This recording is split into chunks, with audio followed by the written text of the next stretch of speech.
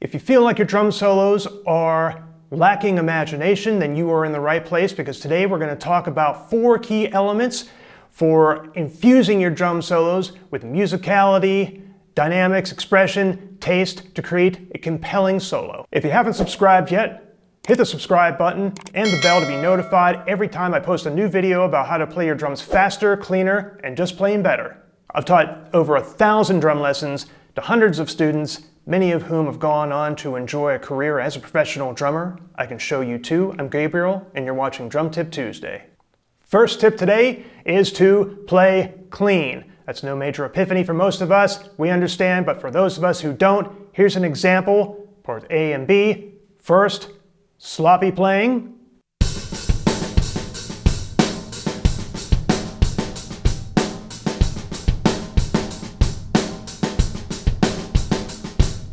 And now the same timekeeping, same beat, played clean.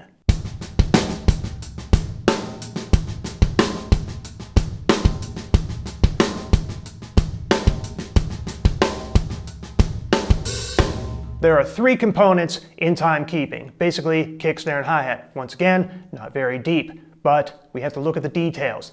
First of all, the snare drum. When you're playing ghost stroke pattern, you have to hit the snare drum or play ghost strokes. What I mean by that is that you have to hit the snare drum like a backbeat. Bead of the stick in the center of the head, catch on the rim with the beef of the stick.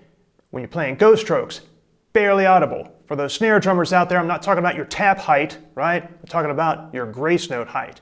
You're just trying to play the snares underneath. And as a matter of fact, that's a good place to be in your head. When you hit the snare drum, you're going through the whole body. You're hitting the shot, so you're hitting the whole snare. When you're playing ghost strokes, you're just trying to activate the snares underneath. That's what you're listening for. That's how the feel should be in your left hand or your snare drum playing hand. Next thing, right hand on the hi-hat. You can tune your hi-hats. Yes, your hi-hats can be out of tune. Basically what I mean is that you're putting inconsistent pressure with your left foot on the hi-hat, even if you're just playing eighth notes on the hi-hat with your right hand. I'm not talking about opening it and closing it intentionally. I'm talking about just playing consistent. If you are changing and not meaning to change, because you can do it intentionally, right? If you're not meaning to change the tension on the hi-hat and you're doing that, that's sloppy. It's not clean. The kick drum, third part of this thing. You want to, I've heard a lot of people talk about, should you bury the beater or should you let it come off? The thing is, both of those things are right. It just depends on what you're playing. What we're talking about here is intention. If you are burying the beater in this beat, do it. If not, don't. Don't let it kind of lazily bounce off. Hit it or don't. It's intention. Next example, drum fills. Let's have an example of it being played not clean.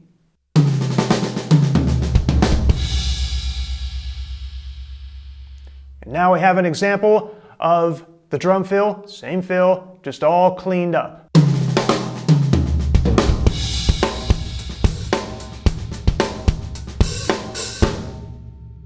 Key element here is the same in the timekeeping for the left hand for the snare drum. The toms, hit them or don't in this example.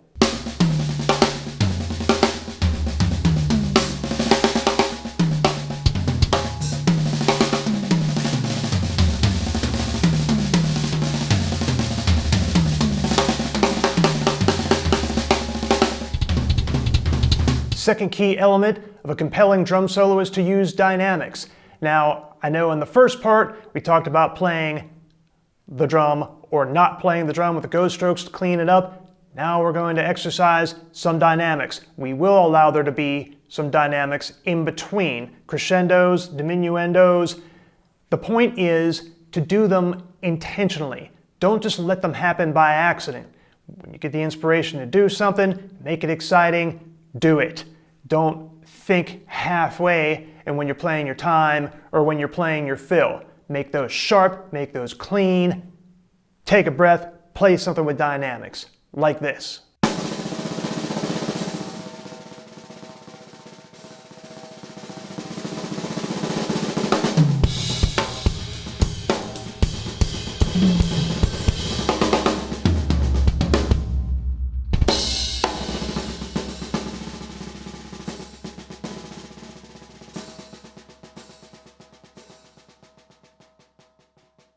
Key element number 3 in the musical or otherwise compelling drum solo. You want to use, no surprise here, musical form.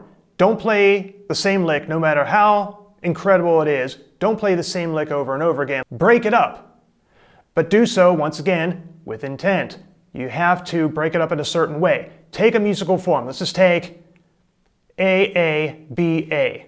In other words, you're going to play something, you're going to play it again, play something different, play that same thing again, but vary it a little bit so that it sounds like the end of a 4-bar phrase. And at this point, if you like the video, you like what you're getting so far, make sure you stop and hit the like button and comment below your favorite drum solo. And finally, the 4th tip, and the most important, as far as I'm concerned, that is to record yourself. Whatever you do, record yourself so you know what you're doing. I did a whole big talk about that in this video right here. Oddly enough, it's about shorts, how I make drum shorts, but I broke off into a kind of a tangent there where I talked about why I make the shorts. Briefly here, what they are is just my practice sessions. It's just me recording myself. I practice clean playing time. I practice clean playing of the fills. I practice dynamics, and I incorporate musical form. I then set up a camera, set up the audio, the video, and I record myself. Not just that, I even go one step further. I record it, I process the audio, process the video, and then I post it online here on YouTube, and I get the feedback of all of you, which, by the way, thank you. You've all been exceedingly polite and very, very, very helpful. So 4th tip, and I can't stress this enough, record yourself. Record yourself. Record yourself. For more tips on how to further your playing, your drumming skills, how to create a more compelling solo, visit drumtiptuesday.com and sign up for your free 7-day trial. The link is in the description. For more of my content here on YouTube, check out one of these videos next. Thank you, like, subscribe, and I'll see you in the next video.